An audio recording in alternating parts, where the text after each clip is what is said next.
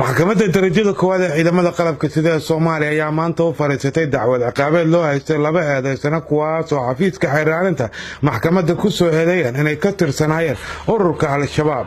eedeysanaha koowaad Xuseen ayay ciidamada booliska degmada Yaaqshiid ka soo qabteen laanta Tawfiiq kadib markii uu bamgacmeed ku tuuray rug ay boolisku halkaa ku leeyihiin. kadibna waxa uu eedeysana Xuseen booliska u fududeeyay inuu geeyo halkii uu deganaa ee uu ka soo qaatay bamka uu ku tuuray booliska goobtaas oo laga helay bamgacmeedyo kale iyo baastoolado ay isticmaalayeen kooxda Al-Shabaab. dabeetana waxay boolisku soo qabteen qofkii u fududeeyay gurigaas inay degaan maleeshiyada kooxda Al-Shabaab kaasoo isna eedeysanaha labaad ee maanta maxkamadda la hor keenay. ugu horeyn maxkamaddu waxay dhageysatay eedda ay soo ogeen xafiiska xeer ilaalinta maxkamadda ciidamada qalabka sida ee Soomaaliya iyadoona maxkamadda horteeda laga aqriyay qiraal ay sameeyeen labada eedeysane. waxaa jirtay in uu isoo wacay nin ka mid ah ragga sarsare ee Al-Shabaabka laguna magacaabo Cumar Mataan wuxuuna iga tacsiyeeyay walaalkay oo lagu magacaabi jiray Cabdiraxmaan Maxamed Axmed oo ka mid ahaa saraakiisha sarsare ee Al-Shabaabka kaasoo la geeriyooday duqayntii Axmed Godane lagu duqeeyay. kadib maxkamadda waxaa la hor keenay baare ka tirsan CID-da oo soo baaray kiiska labadan eedeysane. waxa uu isaguna baaruhu halkaasi ka jeediyey waxyaabihii uu arkay intii uu kiiska gacanta ku hayay. eedeysanaha koowaad Xuseen iyo eedeysanaha labaad baxsaday in uu u kireeyay laba gabdhood oo uu qabay ninka baxsaday Cabdiraxmaan xaaskiisa ay u yimaadeen kana codsadeen inay maxaasahay guri kiraaya ay ugu raadiyo una uga helay guriga hadda ay deganaayeen kaasoo uu isku xiray milkiilihii guriga iyo deriska oo uu ka kireeyay Cabdulaahi. waxaa noo caddaatay Cabdulaahi inuu yahay nin u fududeeyo deegaanka xubnaha Al-Shabaabka ay u soo dirsadeen Muqdisho inay qalaasaha ka geystaan. qareennada difaacaya labada eedeysane ayaa iyaguna dhinacooda soo bandhigay waxyaabaha ay ku difaacayaan eedeysanayaasha ay wakiilka ka yihiin.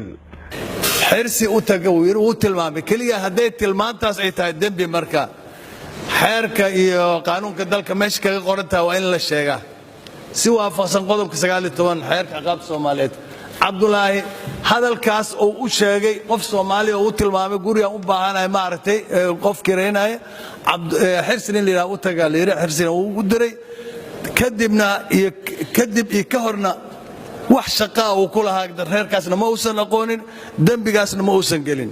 waa in ay caddahay shaki inuu ku jirin waayo 163 xeerka habka ciqaabta Soomaaliyeed wuxuu leeyahay eedu waa inay ahaataa mid aanan shaki ku jirin oo caddaan ah lama keenin. marka caddeemo ku filan ma ayna keenin xafiiska xeer ilaalintu saas daraadeed xafiiska xeer ilaalintu daliilhayo ha keeno. dooda labada dhinac ee xafiiska xeer ilaalinta iyo qareennada difaacaya eedeysanayaasha oo ahayd mid aad u adag ayaa ugu dambayntii waxaa xafiiska xeer ilaalinta laga dalbaday inay soo bandhigaan caddaymo dheeriya iyagoona goobta keenay markhaatiyaal iyo sidoo kale agab dambi muujina oo lagu soo qabtay eedeysanayaasha mid ka mid ah. gabagabadii kiiska ayaa xafiiska xeer ilaalinta maxkamadda ciidamada qalabka sida ee Soomaaliya waxa ay soo bandhigeen waxyaabaha ay eedooda ku saleynayaan. Xuseen waxaa la soo qabtay shaqadii uu u yimid gobolkan Banaadir isagoo haya la soo qabtay. waxaan ku cadeynaynaa arrinkaas wuxuu garsoorka ka hor qirtay inuu isaga ku tuuray rugta booliiska ee laanta Tawfiiq degmada Yaaqshiid. waxaan maxkamadda hor keenay markaatiyaal gaaraya 3 laba ka mid ah waxay isku raaceen oo iska waafaqeen labadooduba in uu isaga u sheegay inuu bambada tuuray. waxa cad marka cadeemahaas saxinaha ah oo isdaba yaala marka loo fiiriyo inuu kiiska yahay mid mutakaamil ah una baahneen marka dood fara badan iyo waqti fara badan in hor loo sii geliyo. saadarteed waxaan maxkamadda sharafta ka codsanayaa labada eedeysana dambiyaalku waa ku cad yihiin. ninna wuxuu ahaa fudeeyay halka uu joogay ninna wuxuu ahaa ninkii dilaaga ahaa oo la soo diray maxkamadda sharaf kale waxaan ka codsannaa in ciqaabta u qalanta ee sharcigu qoraaya la saar labada eedaysane gudoomiyaha maxkamadda darajada koowaad ee ciidamada qalabka sida Soomaaliya gaashaanle sare Xasan Cali Nuur Shuute ayaa gunaanadkii maxkamadda ku dhawaaqay in maxkamaddu xiran tahay go'aanna laga sugayo maxkamaddu inay ka soo gaarto kiiska eedaysanayaasha garmaqalka la xiriiray eedaysanayaal Xuseen Daawud Cali Hafow iyo Cabdullaahi Maxamed Axmed intaas ayuu ku dhameystiran yahay maxkamadda ayaana go'aan ka soo saari doonta maxkamadda ciidamada qalabka sida Soomaaliya ayaa halka ugu dambeysay ee la geeyo eedaysanayaasha loo haysto dambiyada la xiriira argagixisanimada iyadoona halkaas ay ka helaan garsoor hufan oo cadaalad ku salaysan